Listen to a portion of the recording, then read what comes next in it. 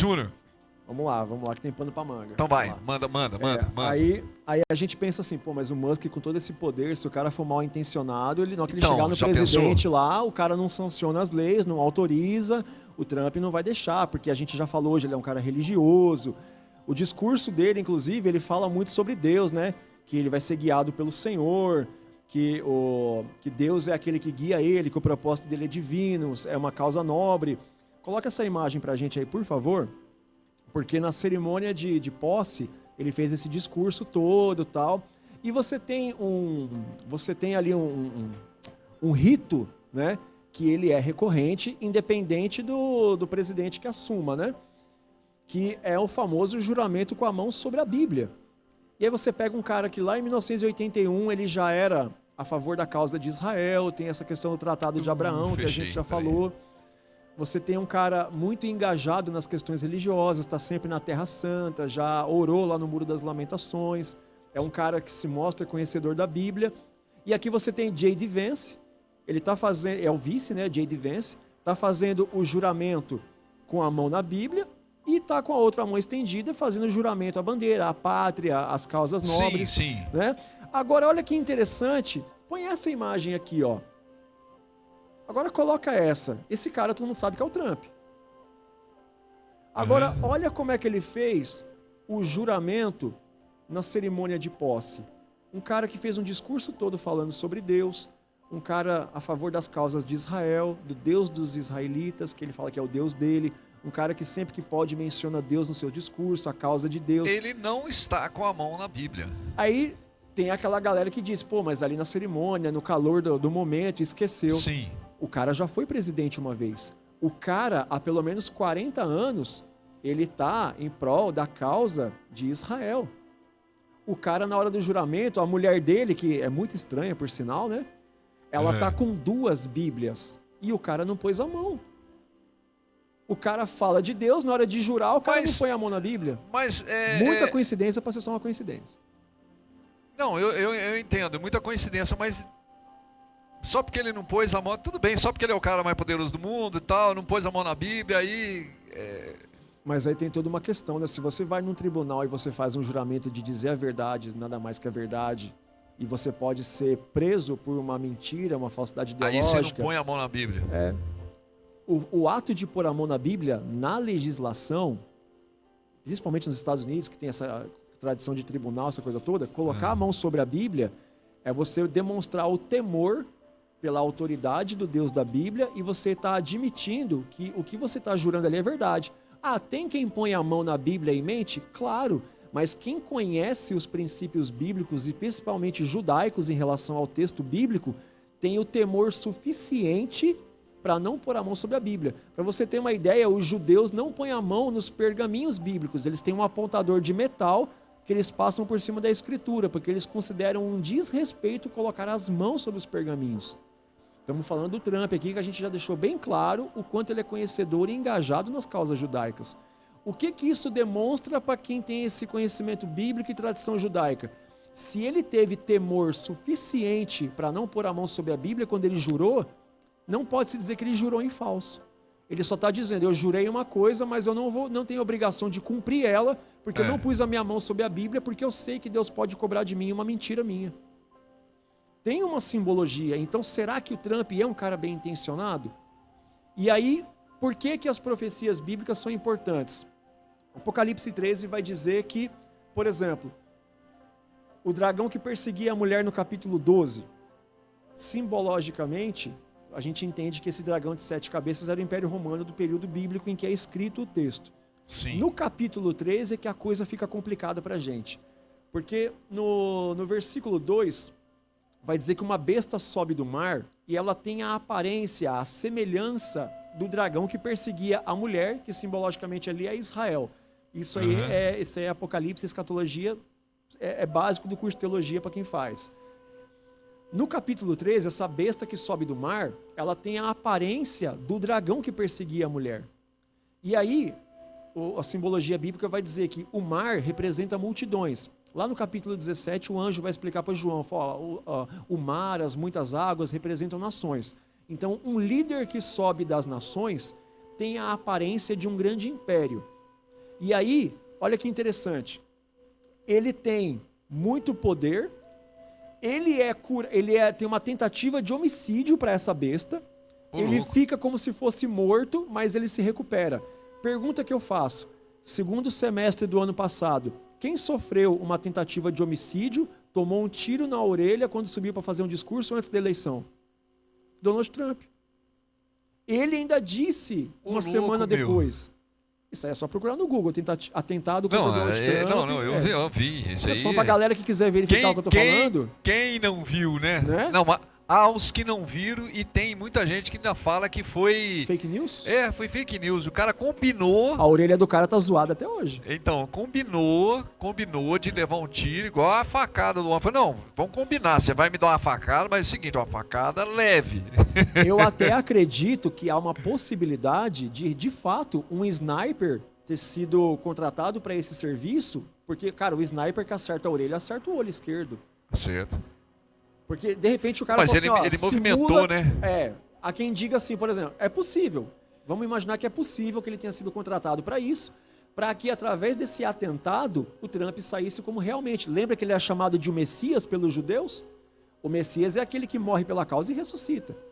Ele não morreu e ressuscitou, mas o cara tomou um tiro de sniper na orelha, fazendo um discurso com essas causas dos judeus em pauta. Aí o cara, por isso que eu disse, nós temos indícios, mas não evidências mas dos na boa é o personagens. seguinte, você vai contratar um cara e fala, o seguinte, eu vou contratar você, mas depois você vai morrer, tá? É possível também, perfeitamente possível. Uai, tá louco? E aí essa primeira besta que tem esse atentado... Isso aí eu já não acredito que seja um trem assim, vamos dizer, armado, porque é um... Porra, velho. E se o cara acerta mesmo de verdade? Sim. E aí? Qualquer uma das duas possibilidades, de fato, ele sai como um cara que nasceu de novo, escapou da morte. O Drauzio tá falando ali, uma cabeça daquele tamanho, como é que é? Exatamente, a orelha dele é grande também. Vai, né? vai lá fazer, vai lá. Mas, voltando lá. E aí você vê, como no Apocalipse, essa besta que tem a ferida de morte, mas acaba saindo ilesa, a consequência do verso seguinte, e adoraram o dragão que deu poder à besta, porque ela escapou da morte, dizendo, quem é semelhante à besta? Quem poderá batalhar contra ela? Um dos lemas do Trump é MAGA, Makes America Great Again. Faça a América grande de novo. E aí, quando ele escapa da morte, o que acontece em seguida? Ele vence a eleição. Conclusão, o grande mártir, né, que escapou da morte agora milagrosamente, que é o Trump, vence a eleição. Aí, quando ele assume, o Musk, já com plenos poderes, faz declarações estranhas, como, por exemplo, vai começar uma nova ordem secular, que aí eles até, em dado momento, eles usam, vai ter uma nova ordem mundial, mas isso dá muito na teia, porque isso é muito Illuminati, isso é muito maçom, os caras vão dar uma disfarçada. Não por acaso, o filme do Capitão América, que vai sair agora o mês que vem, chamava-se Capitão América, Nova Ordem Mundial. Mudaram o nome para Admirável Mundo Novo, que é o livro do Aldous Huxley, Admirável Mundo Novo, que é uma nova sociedade começando a partir de um novo governo mundial. E aí você começa a ter, por exemplo...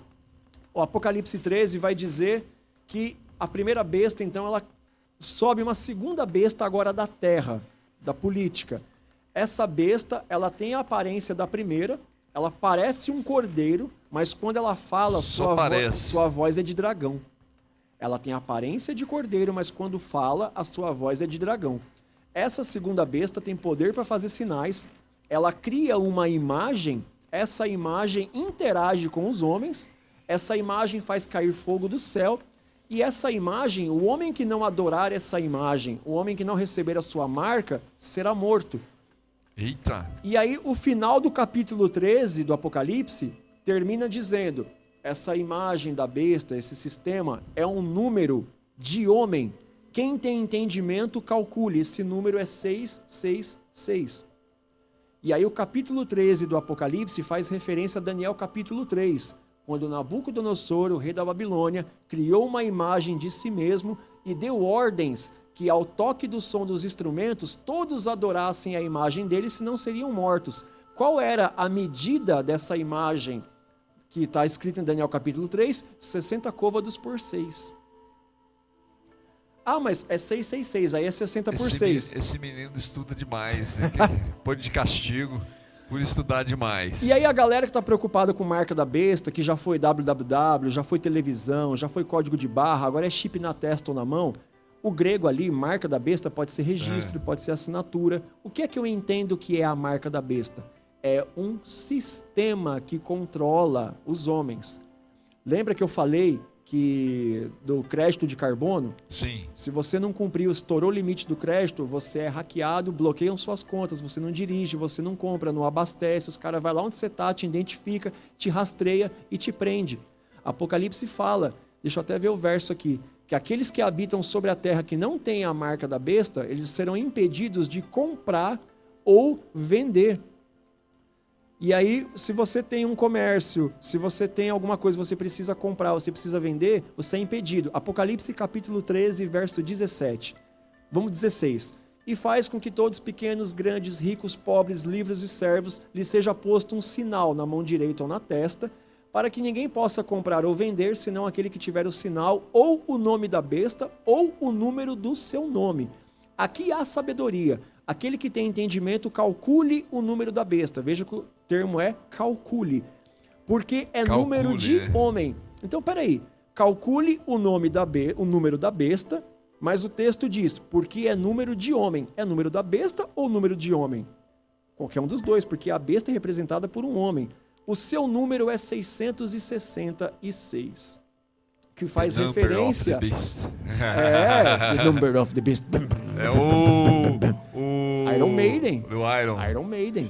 Aí assim, nós desenhamos aqui um quadro de teorias da conspiração lúcidas, conspirações globais, que nos trazem temor. Mas eu quero finalizar agora com mensagem de esperança. Porque, afinal de contas, se nós entendermos como eu entendo que nós estamos num período chamado de tribulação, que é um período que toda essa tecnologia começa a funcionar, começa a valer algumas ditaduras tecnológicas, políticas, econômicas. Por que a gente entende isso? Ah, mas então você está dizendo que o Trump ele é o anticristo, o Musk é a segunda besta que aparece. Olha, são personagens que preenchem muitos dos requisitos, mas em outras épocas houveram outros personagens que preencheram também esses requisitos.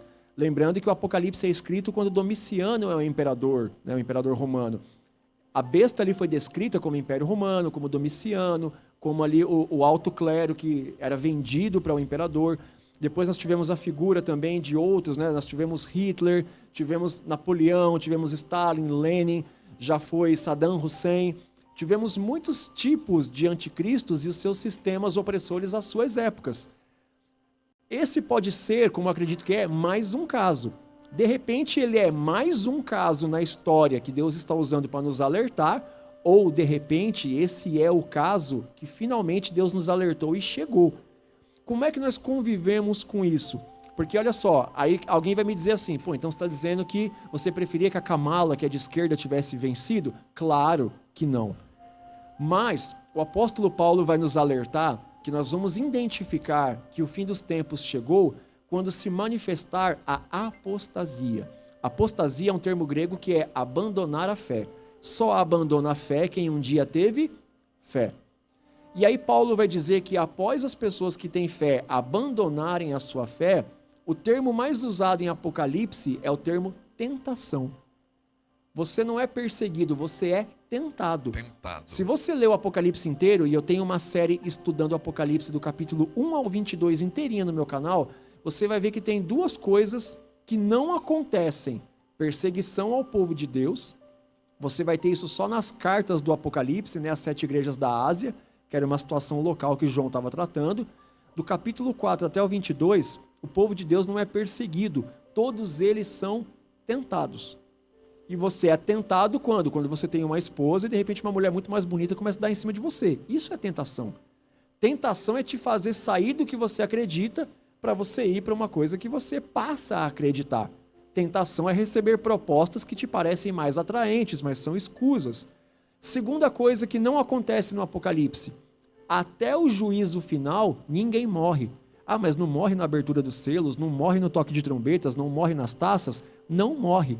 Sempre depois que Deus faz seus juízos e vem as punições, o texto vai terminar dizendo: e os homens não se arrependeram do seu mal, não abandonaram sua idolatria e blasfemaram contra Deus e não se converteram de seus maus caminhos. O que é que serve de esperança para a gente? Existe uma forma de sobreviver a tudo isso? Existe. Apocalipse capítulo 14 vai dizer que aqueles que eram selados pelo Cordeiro, que seguiam o Cordeiro, que é Jesus, o Cordeiro de Deus que tira o pecado do mundo, aqueles que serviam ao Cordeiro, tinham a sua marca, foram lavados pelo seu sangue, aceitaram seu sacrifício, esses ficaram ilesos das punições e das tentações da besta. Então, o que acontece? Pode ser que não seja agora, pode ser que não seja esse governo, mas eu prefiro estar preparado e junto a Cristo, caso seja. Vai que é agora. Vai então, que. a mensagem de esperança negócio... como é que eu me defendo de tudo isso? Então, eu ia falar, e aí, como é que eu faço, né? Servindo Ó, a Cristo. Seguinte, exato.